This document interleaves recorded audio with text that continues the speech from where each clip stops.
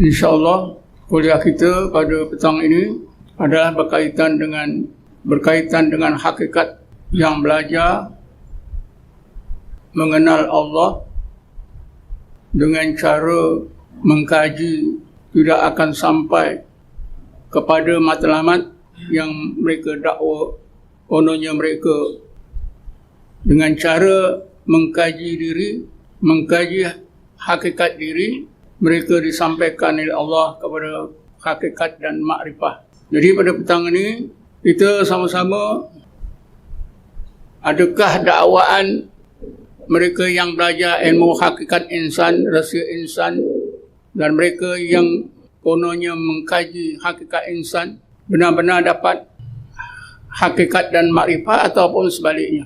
Dari awal-awal lagi saya tegaskan, dari segi ilmu pun mereka banyak yang salah. Dari segi ilmu biasa pun mereka banyak yang silap. Mereka yang belajar ilmu hakikat insan ni banyak yang menyeleweng. Apatah lagi untuk mencapai apa yang mereka dakwa hakikat dan makrifah. Jauh panggang dari api. Ilmu kaji hakikat diri, rahsia diri itu tidak boleh sampai kepada tingkat hakikat dan makrifatullah. Ilmu kaji diri seluruhnya adalah didasarkan kepada ilmu. Kajian itu dibuat berdasarkan kepada akal. Sedangkan makrifatullah tidak boleh dicapai dengan akal. Mesti dicapai dengan hati. Dan caranya untuk mencapai makrifatullah ini juga Allah telah tunjukkan. Ajarkan kepada Rasulullah. Rasulullah ajarkan kepada umatnya. Malahan Allah contohkan orang-orang yang dikurniakan oleh Allah makrifatullah di dalam Quran.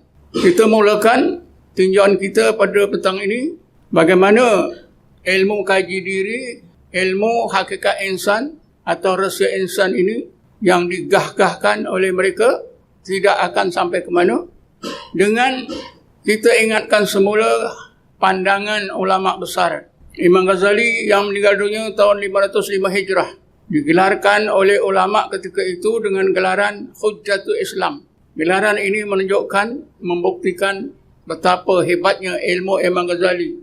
Sukar nak cari tokoh-tokoh lain dalam Islam yang boleh menandingi ilmu Imam Ghazali. Kepakaran beliau yang khusus ialah di bidang tauhid.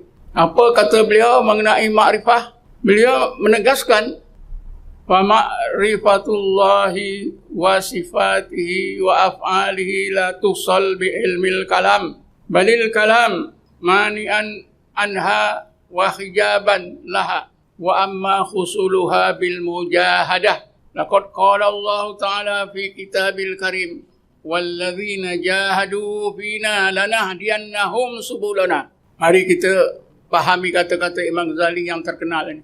Kata-kata Imam Ghazali ini bermaksud adapun makrifatullah, makrifat tentang sifat-sifat dan af'alullah tidak boleh dicapai menerusi belajar terus-menerus ilmu kalam. Imam Ghazali seorang pakar di bidang ilmu kalam, ilmu tauhid. Beliau menegaskan belajar sampai bila-bila pun ilmu kalam tidak akan dapat mencapai makrifatullah.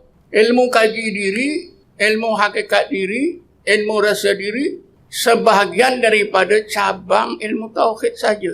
Kita boleh lihat dengan nyata bagaimana ilmu kaji diri ini adalah sebahagian daripada ilmu tauhid. Jadi bagaimana ilmu kaji diri itu boleh menyampaikan ahlinya ke tingkat makrifatullah? Tentunya tidak boleh. Mustahil.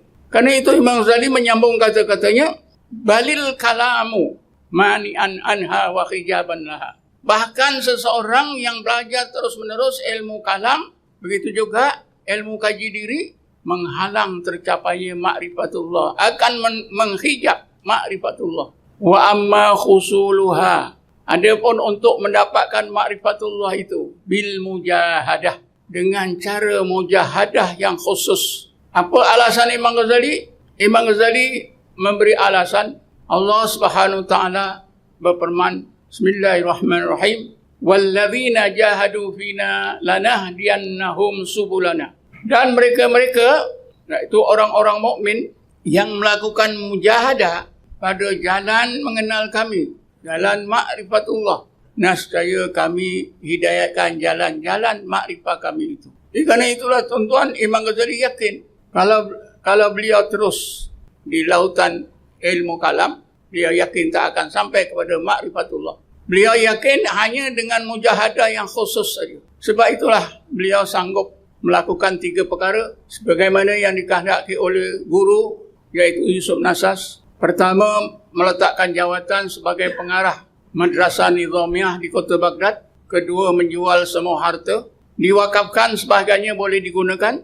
Ketiganya, mesti beruzlah, tinggalkan kota Baghdad. Duduk di mana-mana. Kerana itu Imam Ghazali lakukan ketiga-tiga perintah gurunya. Dan beliau memilih kota Damsyik sebagai tempat uzlah. Di Damsyik dia duduk di sebuah bilik dalam sebuah masjid, iaitu Masjid Amawi. Dalam tahun 2008, bulan Januari, alhamdulillah dengan kurnia Allah, saya dan rombongan telah dapat melawat masuk ke Masjid Amawi, melihat bilik di mana Imam Ghazali berkhalwat. Imam Ghazali beruzlah berkhalwat di dalam masjid ini bukan 1-2 bulan, 1-2 tahun, tapi selama 10 tahun. Selepas 10 tahun beliau balik ke Baghdad, disambung lagi di Baghdad khalwatnya, uzlah khalwatnya selama 1 tahun. Jadi genaplah selama 11 tahun Imam Ghazali beruzlah dan berkhalwat, bermujahadah untuk mendapatkan kurniaan Allah, makrifatullah. Yang akhirnya beliau dapat. Kalau kita baca kitab-kitab beliau menjelaskan dengan jelas cara bagaimana untuk mendapatkan makrifatullah ini. Ialah dengan duduk di satu tempat dinamakan zawiyah, tinggalkan dalam fikiran apa saja yang lain daripada Allah, dengan niat hanya Allah saja, maksud hanya Allah saja, sambil berzikir menyebut Allah, Allah, Allah, Allah. Imam Ghazali, menurut pandangan Imam Ghazali ini, nyata sekali ilmu kaji diri, ilmu hakikat insan, rahsia insan, yang kononnya didasarkan kepada man arafa nafsahu faqad arafa rabbahu, tidak akan sampai ke mana.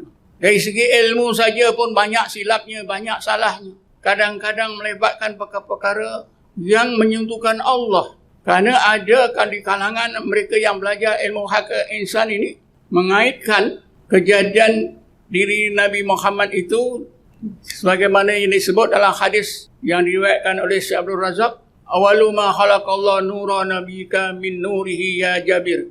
Wahai Jabir, awal-awal makhluk yang Allah ciptakan ialah nur nabimu daripada nurnya ya Jabir. Ada guru-guru yang mengajar ilmu hakikat ini, mereka nafsirkan bahawa nur Nabi Muhammad itu dijadikan oleh Allah daripada zatnya.